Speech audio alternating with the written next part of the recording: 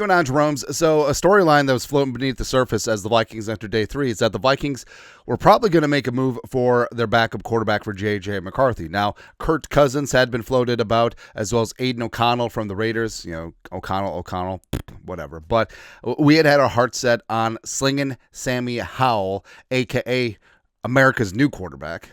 Damn straight, of the Seattle Seahawks. Ironically, they just signed Sam Darnold, and even though they got rid of Geno Smith, they re-signed Drew Lock, and it seemed like Howell was going to be the odd man out. And also, since they drafted Jalen Moreau from Alabama, he definitely was the odd man out. So, enter Sam Howell. Ow! Definitely howling for sure. Rap sheet. Vikings are trading for Seahawks quarterback Sam Howell as the Seahawks of Minnesota swap picks 142 and 172. So the Vikings moved down 30 picks of value to get a backup quarterback with extensive starting experience. I'm mad at it. And I'm just looking at this roster. This is Super Bowl caliber offense. Slinging Sam Howell, backing up JJ McCarthy, Brett Rippon-ass quarterback 3. The Vikings probably pick up a UDFA quarterback as well. Kind of like it, man. So Sam Howell. So yeah, I mean, going back to his time as a 5th-round pick out of North Carolina, come on and raise up. Was sort of tossed into the fire in 2023, the final year of Riverboat Ron with the commies, and it was sort of whatever. Like he led the NFL in passing attempts. It was 612 and 30, just shy of 4,000 yards passing, 21 touchdowns, 21 picks, which also led the NFL. It really was up and down, but it showed you one thing. Sam Howell is not scared. Like he will keep taking that fight to the enemy. He certainly does have a little bit of Baker Mayfield in him, and I kind of like that. And even as a backup quarterback, because the whole stereotype is, your backup quarterback is just a game manager and you just go from there. No, Howell's going to sling it. Frankly, he reminds me of a younger version or like a rich man's version of Nick Mullins, where, hey, I'm throwing for 400 yards and I'm throwing 4 touchdowns a day. I don't know to which team.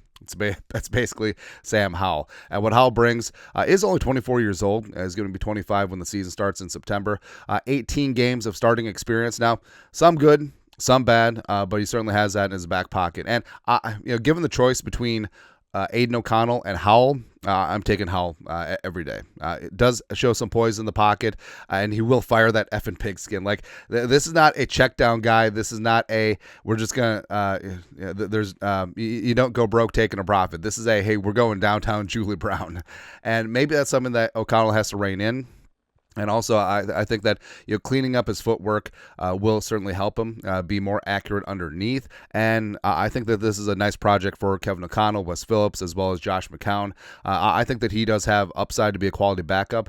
I think that maybe he'll flirt with being a low-level starter at some point again, but I think a little bit of career rehab here with the Vikings will be good, and the Vikings get a decent backup quarterback who's also a quarter Korean.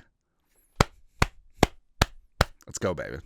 That's right. And like we said, with McCarthy, was this potentially the plan all along, where the Vikings were like, all right, we're going to skew the veteran backups like Jumpin' Joe Flacco. We won't sign Tannehill. We won't sign Zach Wilson. We won't sign a Mariota or Jabroni Brisket. We're just going to pick up one of these young guys that are with regime change, and we'll just pick them up in the draft with a little bit of a pick swap, whether it was Howell, whether it was O'Connell, whether it was Will Levis. But yeah, I mean, even if Levis was in this equation, I'm still taking Howell. I think that even though he's definitely a gunslinger, he's not as out of control as Will Levis is, but also I think that he presses the envelope a lot more than Aiden O'Connell does. I think O'Connell's going to be a perfectly fine backup long time, but yeah, he doesn't have that fiery upside that a Sam Howell does. So overall, I think this is great value. I think the Vikings have their really solid quarterback too, and I think that he can develop from there. So overall, I think I'm mad how the Vikings approach this. And also, I love the Tyrion Ingram Dawkins, the law firm draft pick. We'll talk about him in a sec. But your thoughts are on our thoughts of Vikings trade for the backup quarterback, slinging Sam Howell. Let us know your thoughts. Our thoughts, comment section. You guys are the best. You know what to do. Skol, production value.